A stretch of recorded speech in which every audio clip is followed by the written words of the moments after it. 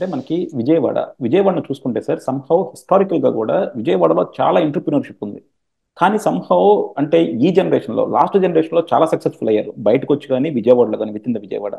But ఈ generation ఎందుకో somehow అంత సక్సెస్ అవ్వట్లేకపోతున్నారు. సో దీనికి కారణం ఇప్పుడు ఫర్ ఎగ్జాంపుల్ మీరంతా కూడా విజయవాడ నుంచి వచ్చినండి, అంటే ఆ లొకాలిటీ నుంచి వచ్చినండి. మీరంతా ఎక్సెల్ అయినంత ఇప్పుడు మా జనరేషన్ ఎక్సెల్ అవ్వట్లేదు. దానికి ఫండమెంటల్గా ఎక్కడ మిస్టేక్ అయి ఉంటుంది అనుకుంటున్నారు సార్? ఎక్సెల్ అవుతున్నారు. I don't believe that is true. Definite గా ఆనాడు హైలీ కాంపిటెంట్ పీపుల్ ఎలా ఎక్సెల్ అయ్యారు, ఇప్పుడు ఎక్సెల్ అవుతున్నారు. కానీ మన అవకాశాలతో పోలిస్తే అవ్వలేకపోతున్నాం. అదివరకు ఏంటంటే విజయవాడ చుట్టుపక్కల ప్రాంతాల్లో మొట్టమొదటి ఎడ్యుకేషన్ వచ్చింది. మొట్టమొదట ఒక రేషనల్ దృక్పథం గోపరాజు రామచంద్రరావు కానీ, త్రిపురనేని రామస్వామి గారు కానీ, కట్టమంచి రామలింగారెడ్డి గారు కానీ, లేకపోతే మన తాపి ధర్మారావు కానీ, అసలు భారతీయ సమాజంలో చాలా వినూత్నమైన ఆలోచనలు ధైర్యంగా చేసిన వాళ్ళంతా ఆ ప్రాంతం నుంచి వచ్చారు. దానివల్ల ఇన్ఫ్లుయెన్స్ అనేవాళ్ళు, అంటే దే రోజ్ అబౌవ్ పెటినెస్, పుట్టుకను దాటారు. ఈ కులము, ఈ ప్రాంతము, ఈ మతము, ఈ వర్గం అని కాకుండా లార్జర్ దృక్పథంగా వచ్చింది అన్నాడు. ఆ కారణంగాను ఫస్ట్ మోర్ అడ్వాంటేజ్ ఒకటి బ్రిటిష్ వాళ్ళ కాలం నుంచి మనకి ఇరిగేషన్ కొంత ఆపర్చునిటీ, రెండోది ఈ రేషనల్ దృక్పథం, మూడోది పోస్ట్ ఇండిపెండెన్స్ ఒక 25 ఏళ్ల పాటు అద్భుతమైన కృషిని ఆ ప్రాంతంలో చేశారు. ఉదాహరణకి కృష్ణా జిల్లాని తీసుకున్నట్టుగా అప్పటి కృష్ణా జిల్లాని కాకాని వెంకటరత్న గారు, పెన్నమనేని కోటేశ్వరరావు గారు వాళ్ళు విద్యను ఒక ఉద్యమంగా చేపట్టి, అదేదో మామూలుగా అనాకాని విద్య కాదు, బిల్డింగ్లు కట్టే విద్య కాదు, నిజంగా మేధస్సు వికసించే విద్య. ఆ సమాజం వివిధ కారణాల వల్ల దాన్ని అందిపుచ్చుకుంటే పరిస్థితులు కూడా అనుకూలంగా ఉన్నాయి.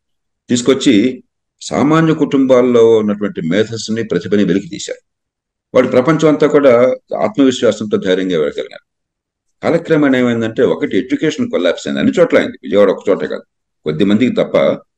హై క్వాలిటీ ఎడ్యుకేషన్ అనేది వాళ్ళ ప్రతిభ వల్ల, ఇతర కారణాల వల్ల 10-15% తప్ప మిగతా వాళ్ళకి అందకుండా పోయింది. ఇవాళ ఆ హేతువాద దృక్పథం స్థానంలో రాజకీయంలో కుల సమీకరణ అయిపోయి ఇంకో రకంగా ప్రజల్ని ప్రేరేపించడం చేతకాక caste became the means of mobilisation political. ఎప్పుడైతే మీకు సంకుచితమైన స్పృహ వస్తుందో మీ ఇన్నోవేషన్ తగ్గిపోతుంది.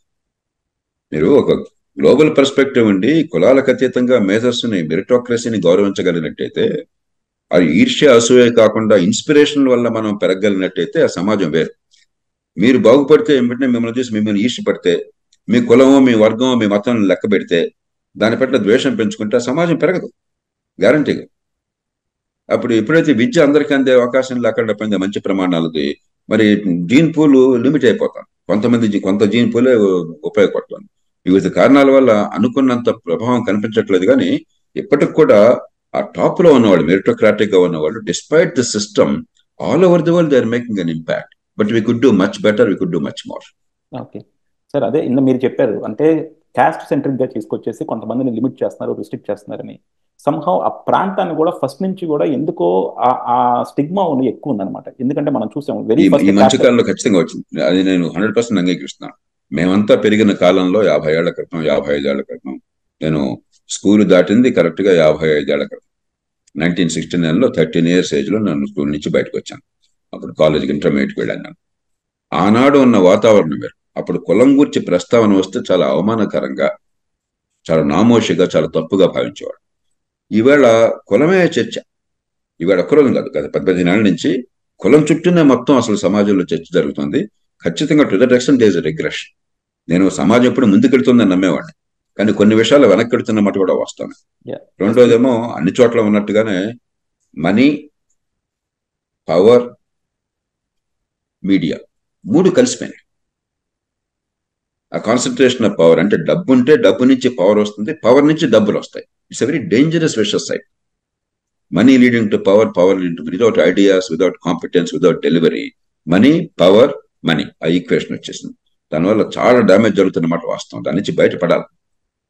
యా, ఇంకోటి సార్, అంటే ఇప్పుడు జేపీ గారిని కనుక చూసుకుంటే మీరు ఫస్ట్ ఎంబీబీఎస్ డాక్టర్, ఆ తర్వాత కలెక్టర్ అయ్యారు, మళ్ళీ ఆ తర్వాత మేబీ సోషల్ రిఫార్మర్ అయ్యారు, తర్వాత పొలిటీషియన్ అయ్యారు, మళ్ళీ సోషల్ రిఫార్మ్ అయ్యారు.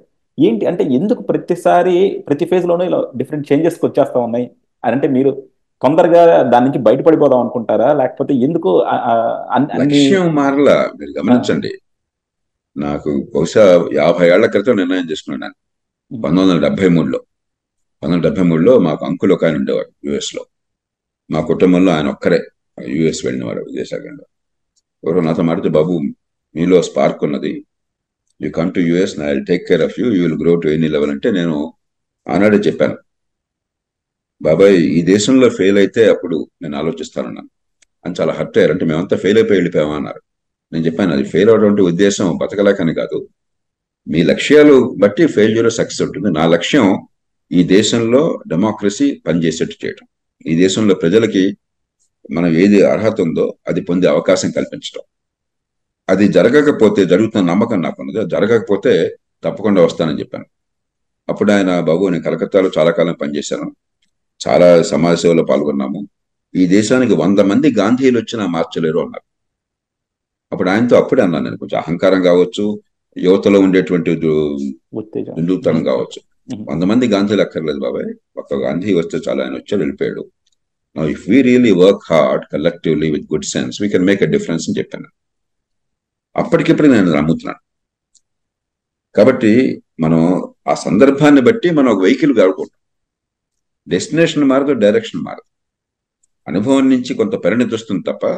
1974లో రిచర్డ్ నిక్సన్ రాజీనామా చేసినప్పుడు ఆ మర్నాడు నేను కాలేజ్ ఎడిటోరియల్లో ఒక వ్యాసం రాశాను, ఎడిటోరియల్ రాశాను, నేను ఎడిటర్ని ఇంగ్లీష్ సెక్షన్కి. ఆనాడే Indian democracy, American democracy compare and contrast చూసి ఎందుకు మనం ఆ అకౌంటబిలిటీ తీసుకోలేకపోతున్నాం అని చెప్పి ఆనాడే మాట్లాడి this is what we need to ప్రతిపాదించాను. అప్పటికిప్పటికీ పరిణతి పెరిగి ఉండొచ్చు, అనుభవం పెరిగి ఉండొచ్చు తప్ప లక్ష్యం అదే ప్రేరేపిస్తుంది. కాకపోతే సందర్భాన్ని బట్టి వాహనం వాడుకుంటాం. ఆనాడు బహుశా ఇంకో పరిస్థితుల్లో ఉంటే రాజకీయంలోకి వెళ్ళినా ఉన్నావు నాకు తెలియదు, కానీ నాకు అది ఆనాడు అది అసలు ఆలోచన కూడా తట్టలేదు. అప్పటికే రాజకీయం మీరేదో మీకు ఎవరో ఒకళ్ళు అండుంటే తప్ప, డబ్బులు ఉంటే తప్ప, పలుకుబడి ఉంటే తప్ప రాజకీయం అనేది అవకాశం లేదు. The only thing where you could make an impact, you could learn is pure merit వల్ల, ఇండివిజువల్ ఎఫర్ట్ వల్ల సివిల్ సర్వీసెస్. అప్పుడు ఓపెన్ అయింది సివిల్ సర్వీసెస్, డాక్టర్లకి మొట్టమొదటిసారిగా అలౌ చేశారు. వెంటనే కాకతాళీయంగా, నేను దాని గురించి ఆలోచన కూడా చేయాలి, ఎవరో ఫ్రెండ్ చెప్పగానే ఇప్పుడే చూసాను చెప్పి మీరు వై డోంట్ జాయిన్ అనగానే నేను జాయిన్ అని చెప్పాను.